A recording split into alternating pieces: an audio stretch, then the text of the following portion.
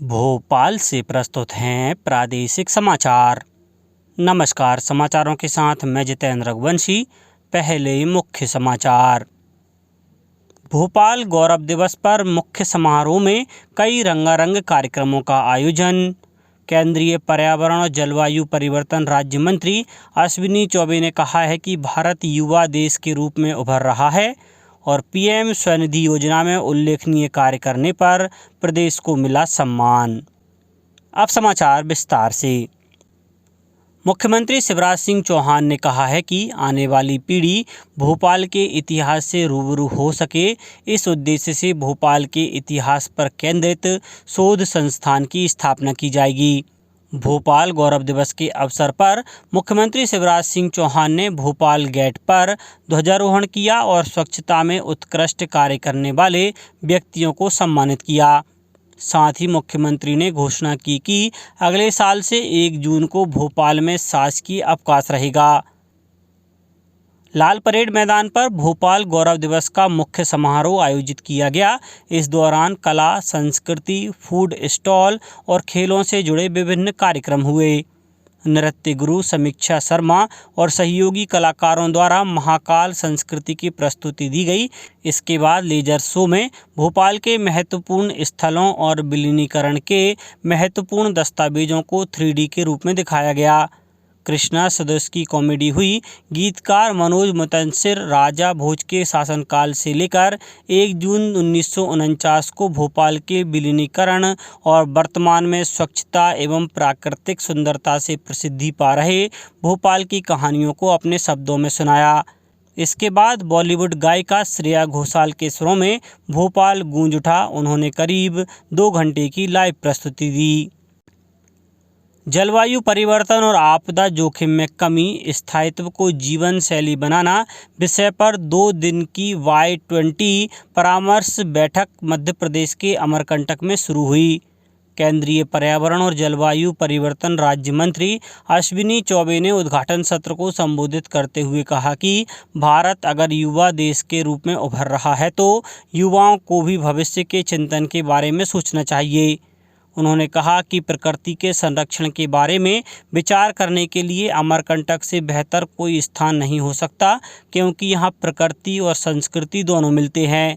श्री चौबे ने कहा कि G20 देशों में वैश्विक सकल उत्पाद की 85% भागीदारी है और इन देशों में विश्व की 65% जनसंख्या रहती है। इसलिए ऐसे समूह की अध्यक्षता करना देश के लिए गर्व का विषय है।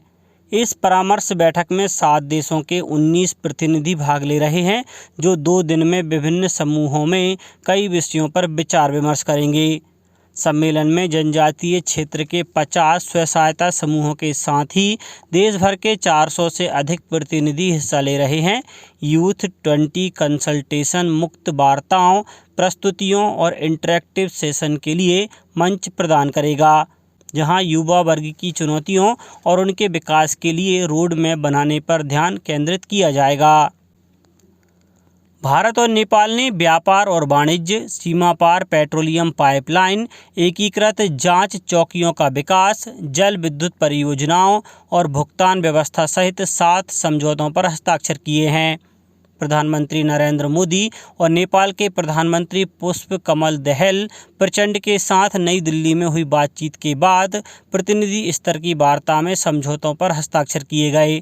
श्री प्रचंड भारत की 4 दिन की यात्रा पर नई दिल्ली पहुंचे थे। उनकी यह यात्रा भारत की पड़ोसी प्रथम की नीति को मजबूत करने में दोनों देशों के बीच उच्च स्तरीय आदान प्रदान की परंपरा बनाए रखने के क्रम में है। श्री प्रचंड आज उज्जैन और इंदौर भी आएंगे। वे उज्जैन में भगवान महाकालेश्वर के दर्शन करेंगे। आवासन और शहरी कार्य मंत्री हरदीप सिंह पुरी ने रेहड़ी पटरी विक्रेताओं के लिए पीएम स्वनिधि मोबाइल ऐप की शुरुआत की। इससे ऋण आवेदन प्रक्रिया को आसान बनाया जा सकेगा और उन्हें योजना के बारे में विभिन्न जानकारी प्रदान की जा सकेगी। नई दिल्ली में एक कार्यक्रम में श्री पुरी ने कहा कि पीएम स्वनिधि योजना सरकारी योजनाओं में सबसे तेज गति से लागू किए कार्यक्रमों में से एक है। उन्होंने कहा कि इससे शहरों और कस्बों में वित्तीय समावेशन और डिजिटल साक्षरता की लहर आई है। जिसमें रेहड़ी पटरी विक्रेताओं को गरिमा और स्थिरता प्रदान की है। इस योजना का उद्देश्य रेहड़ी पटरी विक्रेताओं के बीच स्वरोजगार, आत्मनिर्भर और आत्मविश्वास को बहाल करना है।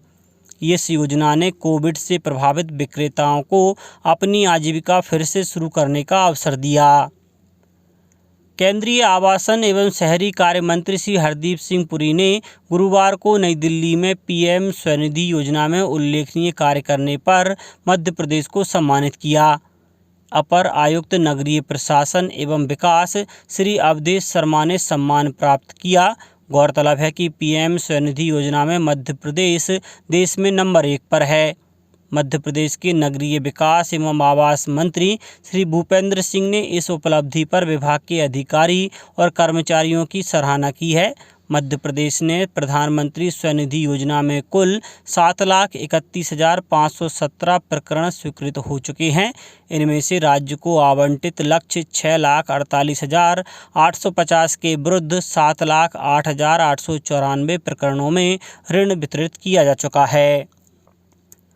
मुख्यमंत्री शिवराज सिंह चौहान ने कहा है कि राष्ट्र की सीमाओं तक जाकर सेना के दायित्व निर्वहन को देखना युवाओं में राष्ट्र प्रेम की भावना मजबूत करने में सहायक है। माँ तुझे प्रणाम योजना में बाघा हुसैनीवाला पंजाब के भ्रमण पर जा रही प्रदेश की लाडली बेटियों को यह देखने का विशेष अवसर मिलेगा कि सैनिक और सुरक्षा बल किस तरह सीमाओं की रक्षा करते हैं। श्री चौहान ने नए रविंद्र भवन के गौरांजनी सभागार में मध्य प्रदेश से बाघा बॉर्डर जा रही 120 बेटियों को रवाना किया। अनुभव यात्रा में जाने वाली लाडली लक्ष्मियां पंजाब के अमृतसर में स्थित बाघा हुसैनीवाला बॉर्डर, स्वर्ण मंदिर, जालियांवाला बाग और राम तीर्थ का भ्रमण करेंगी। गौरतलब है कि वर्ष 2013 में माँ तुझे प्रणाम योजना प्रारंभ की गई थी। अब कुछ समाचार संक्षेप में। स्वच्छता सर्वेक्षण 2022 में 1 स्टार रैंकिंग मिलने वाले बैतूल जिले के 605 सफाई मित्रों को 1,000 रुपये प्रोत्साहन राशि मिली है। आगरमालवा में वनवासी लीला समारोह की शुरुआत हुई। 2 जून तक आयोजित होने वाले कार्यक्रम के पहले दिन निषाद राज गुहा की कथाओं का मंचन किया गया। विश्व तंबाकू निषेध दिवस पर नीमच में नशा मुक्ति रैली आयोजित की गई। सीहोर में आयोजित विधिक साक्षरता शिविर में तंबाकू से होने वाले हानिकारक प्रभावों के बारे में लोगों को जागरूक किया गया। धार और झाबुआ जिले में मलेरिया निरोधक माह के अवसर पर लोगों में जागरूकता के लिए मलेरिया रथ रैली का आयोजन किया गया। विदिशा जिले में प्रधानमंत्री जीवन ज्योति बीमा योजना और प्रधानमंत्री सुरक्षा बीमा योजना के तहत जन सुरक्षा अभियान इस माह के अंत तक जारी रहेगा। गुना जिले में लाडली बहना योजना अंतर्गत पात्र महिलाओं को 1 जून से 7 जून तक स्वीकृति पत्र वितरण किया जाएगा। देवास में मिशन लाइफ के तहत एक कार्यशाला का आयोजन शासकीय डाइट प्रशिक्षण संस्थान ग्राम लोहार पिपलिया में किया गया। नेहरू युवा केंद्र खंडवा द्वारा इंडिया 2047 को लेकर 1 दिवसीय जिला स्तरीय युवा उत्सव कार्यक्रम का आयोजन किया गया। और मंडला जिले में स्थित कान्हा टाइगर रिजर्व में दूसरा ग्रीष्मकालीन पक्षी सर्वेक्षण 4 जून तक wild life and nature conservancy Indore की संस्था के सहयोग से किया जा रहा है। अंत में मुख्य समाचार एक बार फिर। भोपाल गौरव दिवस पर मुख्य समारोह में कई रंगारंग कार्यक्रमों का आयोजन। केंद्रीय पर्यावरण और जलवायु परिवर्तन राज्य मंत्री अश्विनी चौबे ने कहा है कि भारत युवा देश के रूप में उभर रहा है और पीएम स्वनिधि योजना में उल्लेखनीय कार्य करने पर प्रदेश को मिला सम्मान। इस बुलेटिन में इतना ही। घर पर रहिए, सुरक्षित रहिए और सुनते रहिए प्रादेशिक समाचार। नमस्कार।